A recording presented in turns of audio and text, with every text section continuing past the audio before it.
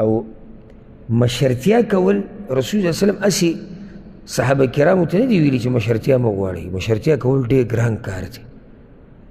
او دا ګورې کرسۍ ته د رسېدو نه مخکې مشرتیا میلاوېدو نه مخکې سړی ډېر څه وایي، د ځان نه سم دغه جوړ کړی ابوبکر صدیق، یعنې که زه ورسېدم زه به دا دنیا به بل طرف واړو. داسې مشرتیا دا خو دومره لوی امتحان دی چې دې تپوس مه کوه. صرف په کمپنۍ کې په لسو کسانو چې مشر شي دی بیا په چا سلام نه اچوي.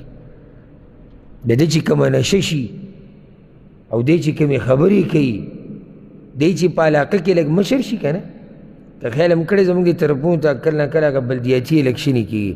دا بلدیاتي الیکشن هغه څه مشري خو دغه پیپونه میپونه کته بره بوځي په کوڅو کې او سلاره ماره لږه سپا را سپا کړي، د هغه چې کومه نشه او وروره کاټن سپینه جامه او تور بوټان او یو شپاړس پیسې شاته رواني او ته به وایې چې دی چې ته وزیر اعظم دی که دی وزیر خارجه دی که هیڅ هم نه دی.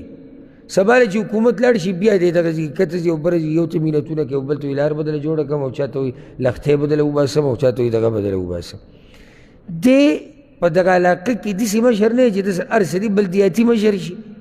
نو د هغه وروره اختر له به د هغه خواله ځي په خیر له مبارکۍ له خاص د هغه دروازې ته به ولاړې، کوم ځای کې چې ورته میلاویږي په سینه به ورته لاس ږدي، سر به ورته ټیټې، په مخه به ورته خوله چینګه نیسي، خاندې را خاندې به ورته زیاتې خبرې به په مخ کې نه کوي. لیکن دا سړی داسې شي دی جوي بلدیاتي الیکشنو کې ګټلې ده. پرون یو شان سبا بل شان. پرون تا سره ولاړو چې ګټلې نه وه، ګپ شپ یې راسره لګوو بازار کې، سبا له تا ورته سلام وکړو بیا راشه وې هلته بیا وګورو، راشه وې دیرې ته راشه وې. ښه پرون تا سره ولاړو، نن دې تا ته اشارې کوي دیرې ته راشه، اوس ټیم نشته. مشرتیا چې ایمان او تقوا د پکې نه وي که نه، دا سړی ټس نس کوي. نو ځکه مشرتیا که الله درکړي که د دوو کسانو وي د الله نه به پکې یره کوې، او چې د الله نه یېرېدی بیا به کامیاب. دلته اوس دا وګوره که مشران داسې